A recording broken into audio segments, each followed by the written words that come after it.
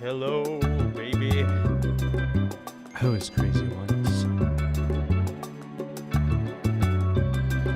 I'm thinking of a number.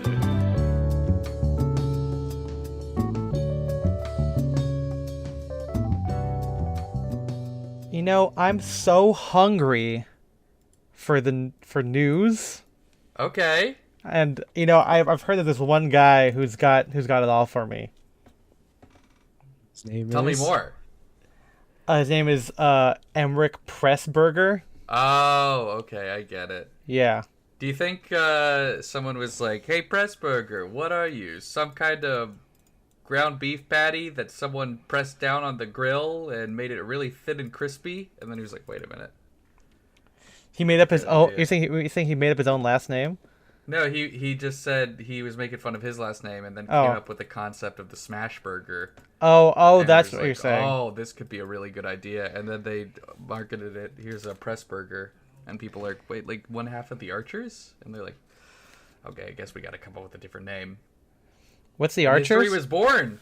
The Archers, of course.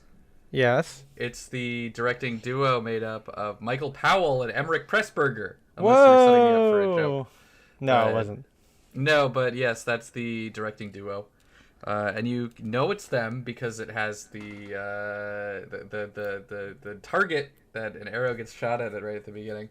And every time I see that, I'm like, oh my god, they're shooting at me. Yeah, it's But the I same guess thing. it would be that doesn't make sense because the arrows are coming from like where I'm sitting. So we're shooting at them. So why are you We're scared? shooting at them. I don't know how freaking movies work. I see a train driving at the screen, and I'm like, I gotta get the hell out of here. Yeah, you see an This orphan. movie opens up with a candle, and I'm like, you're gonna burn my house down. Yeah, you see like an old French orphan running around a subway. You're like, someone's going to call child services because Hugo is on the loose here. That's right. And I see him looking for a robot. I'm like, oh shit, that's my robot. I don't know where I'm going with that one. The robot. The robot.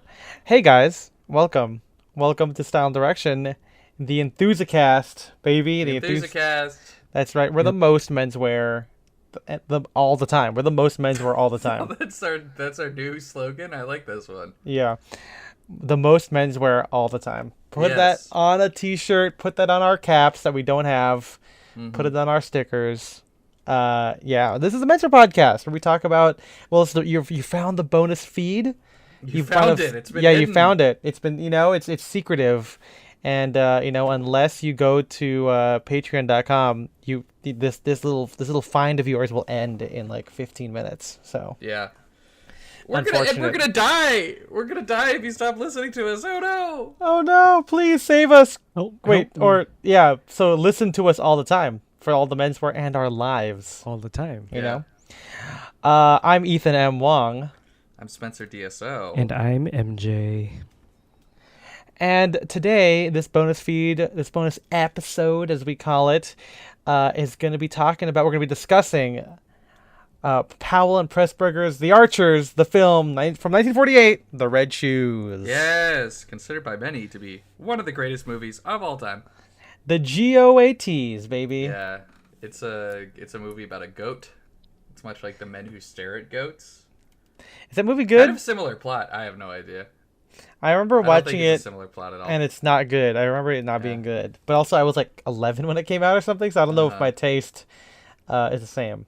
Was that one of the ones that George Clooney directed, or is that? Oh, just that might be. I mean, he's in it for sure. He is in it. I've seen him on the poster. I've seen him staring at goats. That seems like it was like, wait, we should do a Coen's thing, like a kind of wacky Coen Brothers. Right, kind but of it's not a Coen Brothers movie. no, Is the and whole it's thing. not even like Suburbicon, which they wrote like 20 years ago, and then they were like, wait a minute. Yeah, It's like a Silvercon movie. sucks. Yeah, that movie is ass. I think they did a lot of rewrites to it. I'm not just saying that because I'm a Coen's fan and I want to defend their work. Yeah, But I'm pretty sure they started out with a script and then added like another subplot to it that the Coens didn't originally have. There's a lot going on in that movie, and I don't remember almost any of it. yeah. But it's not even like a crazy twist or whatever. It's just the mafia, right? It's just like yeah, like that's all it is. Maybe like what? Someone kills his wife or something. Matt Damon. Or he does it. I think it's him. Oh, he kills his own wife. Yeah. Someone should arrest him. That guy. Yeah, which I think is what tries to happen. I don't know. I don't know. It's not a good movie. Don't feel like watching it again. Well, we're not talking about Suburbicon. We're talking about the Red Shoes. That's right. And obviously this is a big menswear movie. I know a lot of not just menswear movie, a lot of vintage people love this movie. A lot of Kino heads, as I call them, K heads, love this movie. And I'm in a K-hole when I watch this movie. That's right.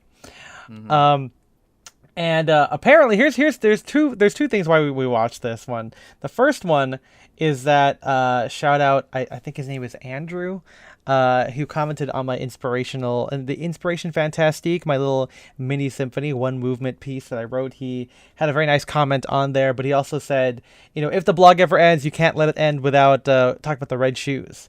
And Yes. what's crazy is that he did cite that we brought it up before, which was my second point here, where it apparently I don't know if I just straight up don't remember this at all, but Spencer and I watched this movie back in like 2016 or 2017 or something like that at LACMA, and we did see it in 35 millimeter. They had the print of it at the time. It was Chagall, and I guess Chagall didn't do the costumes for this, but I guess it just kind of makes sense of like stage costuming, and this is a very nice. Obviously, this involves a ballerina. Or a ballet, I should say, and then also like a nice film, the set design and all that kind of stuff. And Chagall has done those things for other stuff, so I guess it makes sense programming-wise to have it there. But Spencer and I did watch this movie. In fact, it is this movie that is the reason why we didn't hang out with Win when he came, because he came for Dapper Day, and we were in line for this movie, and we said hi for a second, and he did not get tickets for this. No. And so we left him. And we watched this movie. But you know what? He missed out because it's a good movie. But the Archers have kind of been on our brains. That's right. At least my brain and your brain a little bit. Because my girlfriend has been showing me a lot of stuff from the Archers because she loves Powell and Pressburger. We saw the Life and Death of Colonel Blimp, which is honestly now one of my favorite. Colonel Wingandy. Yes, we watched that at the Academy Museum, and I was lucky enough to catch this at the Academy Museum, so I've now seen it 2 times on the big screen. Both in 35 millimeter print. I don't think the one that I saw at the Academy Museum was 35 millimeter, but I'll double check. I think that was just a digital print. But anyways, it looks good either way. I literally have it on right now on Max. It's the one to watch. Yeah. Just so I could get some visual references for it. But this is a really cool film because, I don't know, I think if you just, like, read, like, a little description of it, you might say, British movie about fucking ballet, that sounds boring. To which I would say to you, you sound boring, asshole. But, no, this is a really incredible film. It follows just I guess brief plot recap. It follows Vicky Page, who is a ballerina. As she enters the world of ballet, she gets hired by the Boris ballet. Lermontov. Yeah, that's right, the ballet Lermontov.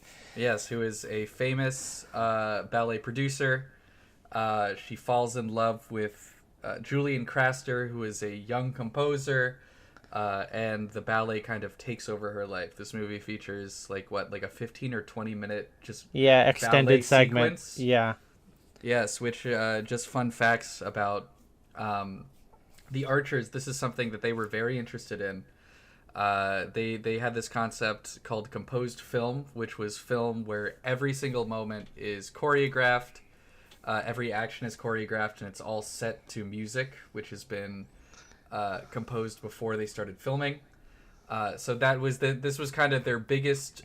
Here's my hot take: how else do you make a movie? You know what I'm saying? Like, come on, baby. I guess it was just like letting the actors do their thing. I guess that's also true.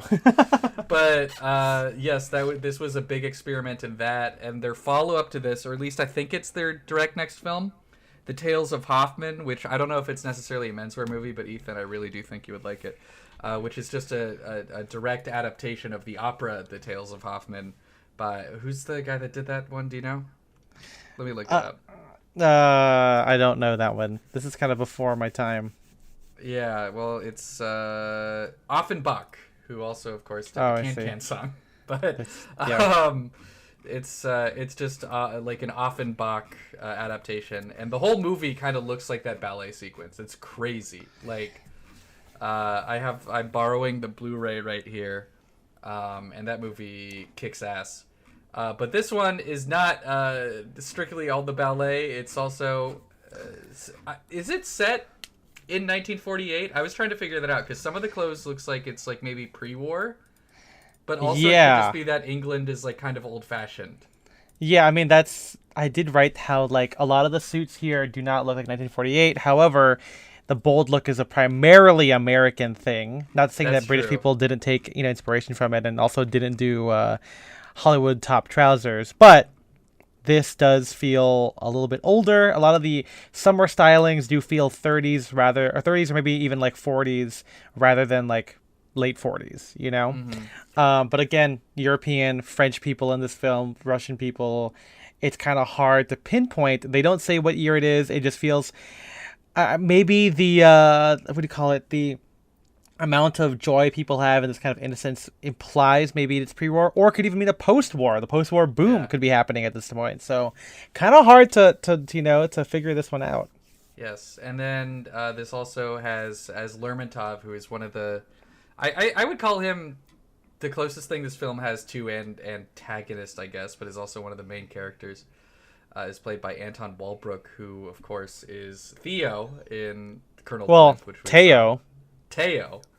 But I love him, and just fun fact I love about this movie, Michael Powell, when casting this, was like, I needed someone who had a lot of bottled up rage and emotion, someone who was kind of imposing, but also someone who was gay, and there's only one person I could go to for that, and that's Anton Walbrook. So he's like, who's the most evil gay guy I know? And boy, oh boy, is he incredible in this movie. But yes, let's talk about, what do we want to do? Do we want to jump into the plot a little bit more? Yeah, Explain- let's jump into the plot on this one. Yeah. So yeah, I mean, obviously the movie. I mean, yeah, Vicky Page. It kind of revolves around Vicky Page, Julian Craster, and Lermontov. It's kind of the Yes, main like stuff here. their rise, and then Lermontov's, I guess he's already risen. He doesn't necessarily even have He's a like- fall in the movie. I guess until maybe the last moment. He finally breaks down. Yeah. He shows some emotion for once in his life because it's all his fucking fault. It's your fault, you fool. Yeah. Yeah. So I mean, the thing is, Vicky Page. We don't even see Vicky until I guess the party scene, which is I guess like, not that long. It's like 10 You minutes see after her the very, beginning. very briefly in like watching the ballet.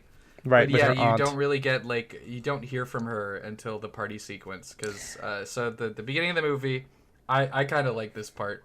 Yeah. They're off to see a new ballet, which I don't think Lermontov has produced. Right, he's just kind of there like as a favor for a friend. No, it's a performance by the ballet Lermontov. Oh, okay, never mind then. But It's anyway, called Heart of Fire. Here we go. That's what it's yeah, called. Heart of Fire.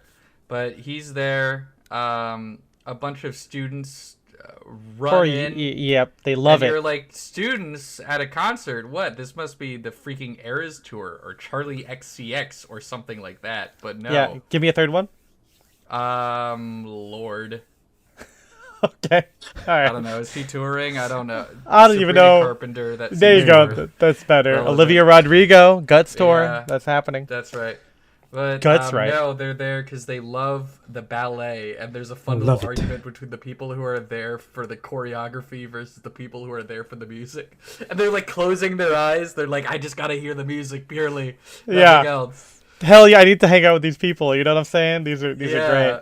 And Julian Craster, who is one of the students, he's like, wait a minute.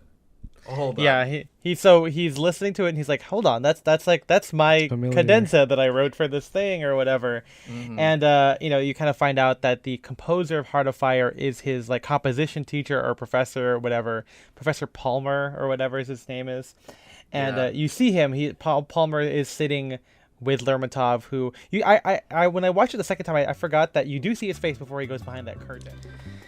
Oh my god, I can't stop dancing. Well, I'm gonna have to stop dancing because well, you guys gotta go to patreon.com/downdirection to, get the whole thing on this. You gotta get, well, if you want to, only if you want to hear the whole episode on our coverage on Powell and Pressburger's The Red Shoes. But it's okay if you don't. That's right. But no, well, you should go to patreon.com/downdirection to hear the whole thing. $5 a month gives you access to our whole library of bonus episodes where we cover this movie. We've covered a whole bunch of other stuff like Back to the Future. That was like 3 years ago. Wow. What else did we cover? The Asteroid City. A lot of Wes Anderson stuff. The French Dispatch. Spectre, not really, but we kind of talk about it. But yeah, a lot of great stuff, including The Red Shoes. I think it's a great film that I think a lot of people have recommended for us to watch and cover, and we did. So if you want to hear it, you gotta go to patreon.com/downdirection. That $5 a month also gives you access to our Discord where we talk about all things menswear with our friends. Because if you give us money, we're friends now, is what I'm saying. And $10 a month, nothing extra except MJ thanking you personally. MJ, who are we thanking? We are thanking our Sadcast fanatics who are Shane Curry, Philip Gregard, Henrik Wilberg, Mason Ritchie, and Alexander Batten. We appreciate you guys so much. Thank you for listening to Style Direction. Follow us on Instagram at Style Direction. You can follow me at Ethan M. Wong. I'm at Spencer DSO. And I'm at Aya MJ. We'll see you guys next time. Bye-bye. Bye-bye. Bye-bye.